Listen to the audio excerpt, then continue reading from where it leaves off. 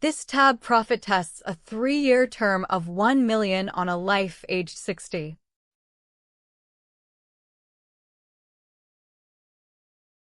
Death benefit $1 million, earned interest 6%, gross premium $15,500, pre-contract expense $1,000, 5% commission, reserves $700 at durations 1 and 2, risk discount 10%.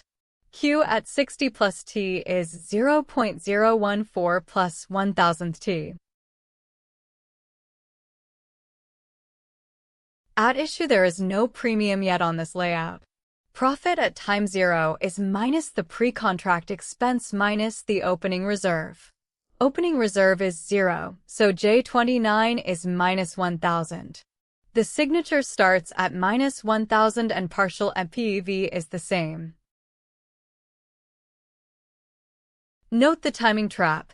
Expected death benefit in year 1 uses C29, which is Q60, not the next row's Q61. Commission is 5% of $15,500, $775. Interest is 6% of the investable pot, $883.50.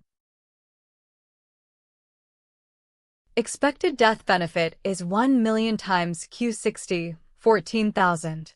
Expected closing reserve is P60 times 700, 690.20. Year 1 profit is 918.30. Everyone is in force at the start of year 1, so the signature equals the profit. Year 2 opens with reserve 700. Profit is 661. Survivorship is P60, 0.986, so the signature is 651.75. Year 3 has no terminal reserve. Profit 350.50, signature 340.41. Partial NPV climbs back through 0 and finishes at 629.21. Q30 pairs hurdle discount factors V to the 0, 1, and 2 with premiums and in-force counts. EPV of gross premium is 41,835.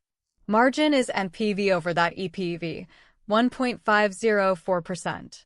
IRR of the signature is 50.27%.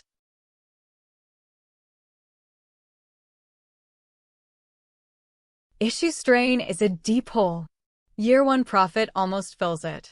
Years 2 and 3 push cumulative NPV through 0 to 629. Rebuild recipe. Pr0 equals minus E0. Later, PR is reserve plus premium minus expense plus interest minus expected death benefit minus expected closing reserve. Signature times V to the T, then IRR on the signature. Same column story reappears on the equity-linked insurer block.